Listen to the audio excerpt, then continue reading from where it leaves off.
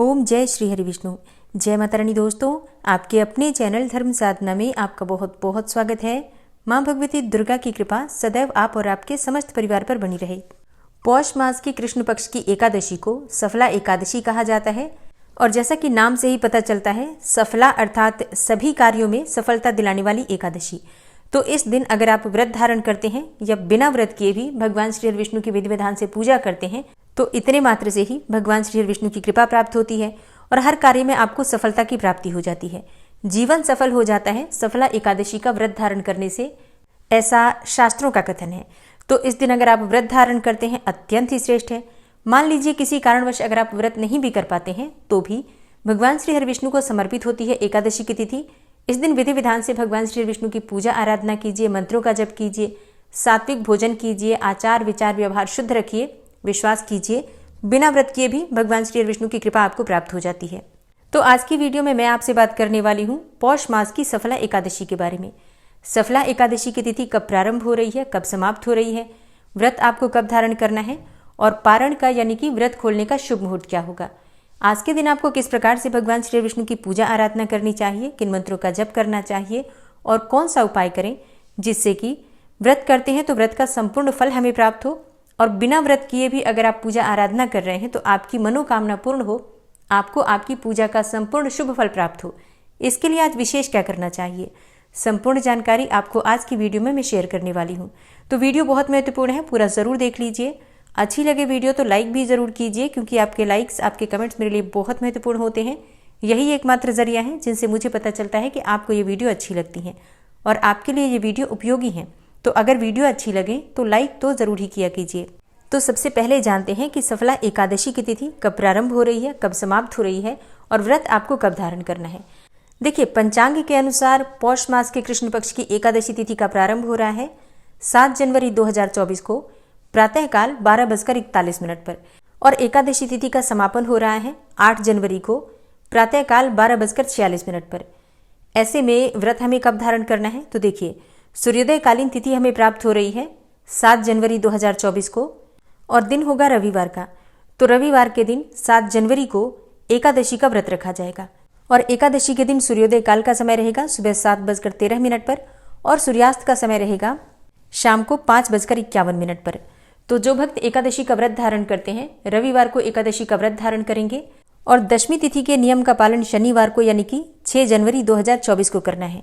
दशमी तिथि के दिन शुद्ध और सात्विक भोजन लेना चाहिए। भोजन में लहसुन, प्याज, मांस, मदिरा का सेवन नहीं करना चाहिए। मसूर की दाल, शाक, टमाटर ये सभी चीजें भी एकादशी व्रत करने वाले को दशमी तिथि के दिन नहीं खानी चाहिए।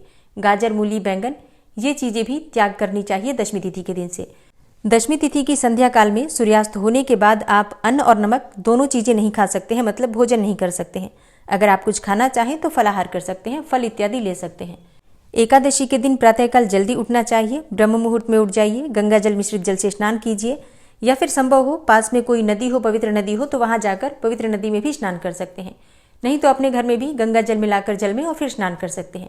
शुद्ध और साफ वस्त्र धारण करके भगवान सूर्यदेव को जल दीजिए। इसके बाद अपने घर के मंदिर में आकर विधि विधान से भगवान श्री विष्णु की पूजा कर लीजिए। व्रत का संकल्प जरूर ले लीजिए। अगर आप व्रत धारण करते हैं तो व्रत का संकल्प लेना अत्यंत आवश्यक होता है, तभी हमें हमारे किए गए व्रत का संपूर्ण फल मिलता है। संकल्प लेने के बाद आपके व्रत का प्रारंभ हो जाता है। इसके बाद भगवान श्री विष्णु का अभिषेक करके पीले वस्त्र उन्हें अर्पित कीजिए, पीले पुष्प उन्हें अर्पित कीजिए और अपनी इच्छा के अनुसार ऋतुफल जो आपके पास उपलब्ध है भगवान श्री विष्णु को भोग स्वरूप अर्पित कीजिए। जो भी आप भोग लगाते हैं उसमें तुलसी का पत्ता जरूर होना चाहिए, लेकिन आज यानी कि एकादशी के दिन तुलसी के पत्ते तोड़े नहीं जाते हैं। तो एक दिन पहले से तुलसी के पत्ते तोड़ कर रखिए ताकि एकादशी के दिन उसी का प्रयोग आप पूजा में कर सकते हैं। विधि विधान से भगवान श्री विष्णु की पूजा करने के बाद आप उनकी आरती कर लीजिए। पूजा करते समय ओम नमो भगवते वासुदेवाय नमः इस प्रकार से मंत्र जप करते रहिए।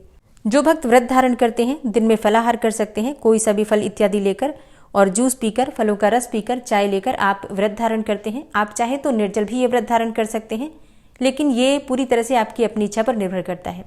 शाम के समय फिर से विधि विधान से भगवान श्री विष्णु की पूजा करेंगे। एक चीज का आपको ध्यान रखना होता है, एकादशी की रात्रि में अखंड दीपक जरूर जलाना चाहिए। इससे हमारे किए गए व्रत का संपूर्ण फल हमें मिलता है। शाम को जब आप पूजा कर रहे हैं उसी समय एक दीपक जला दीजिए जो कि पूरी रात्रि जलता रहे। दीपक में इतना पर्याप्त मात्रा में घी डाल दीजिए। एकादशी व्रत का पारण द्वादशी तिथि में किया जाता है, तो अगले दिन सुबह जल्दी उठकर और स्नान कर लीजिए, भगवान श्री विष्णु की पूजा कीजिए, सूर्यदेव को जल दीजिए। इसके बाद दान की सामग्री निकाल दीजिए या फिर आप चाहें तो किसी ब्राह्मण को घर बुलाकर भोजन करा सकते हैं। इसके बाद आप स्वयं भी शुभ मुहूर्त में अपना व्रत खोल सकते हैं। और अब बात करें कि एकादशी व्रत का पारण हमें कब करना है, तो देखिए द्वादशी तिथि के प्रारंभ होने का समय रहेगा 8 जनवरी 2024 को प्रातःकाल 12:46 पर और द्वादशी तिथि समाप्त हो रही है 8 जनवरी की ही देर रात्रि में 11:58 पर। तो सफला एकादशी व्रत के पारण का शुभ मुहूर्त है 8 जनवरी 2024 को सोमवार के दिन सुबह 7:15 से सुबह 9:20 तक। एकादशी का व्रत करने वाले को पारण के शुभ मुहूर्त का ध्यान जरूर रखना चाहिए। अगर आप शुभ मुहूर्त में अपना व्रत नहीं खोलते हैं तो आपके किए गए व्रत का संपूर्ण फल आपको नहीं मिलता। इसलिए व्रत करते हैं तो पारण के शुभ मुहूर्त का ध्यान जरूर रखिए। दोस्तों, उम्मीद करती हूँ कि आप हमारे चैनल पर अपलोड होने वाली पौष मास की कथा भी प्रतिदिन जरूर सुनते होंगे, लेकिन अगर आप अब तक नहीं सुन पाए हैं उस कथा को तो आज से ही सुनना प्रारंभ कीजिए। उस कथा में बहुत सारी ऐसी चीजें हैं जिसे सुनने मात्र से आपके जीवन में एक बड़ा परिवर्तन हो सकता है। प्रयास कीजिए आप लोग प्रतिदिन सुबह वो कथा जरूर सुन लें। और इसके अलावा भी अगर आपका कोई प्रश्न हो या कोई विशेष वीडियो देखना चाहते हैं तो इसके लिए कमेंट बॉक्स में जरूर लिख दीजिए। चैनल पर पहली बार आए हैं, अगर अभी तक आपने चैनल को सब्सक्राइब नहीं किया है तो आज की वीडियो अगर आपको अच्छी लगे तो चैनल को सब्सक्राइब करके बेल आइकन को जरूर प्रेस कर लीजिए। इससे ये होगा कि इस चैनल पर जो भी नई वीडियो अपलोड होंगी उनकी नोटिफिकेशन आपको सही समय पर प्राप्त होगी। मिलती हूँ मैं आपसे अगली वीडियो में, तब तक के लिए जय श्री राधे।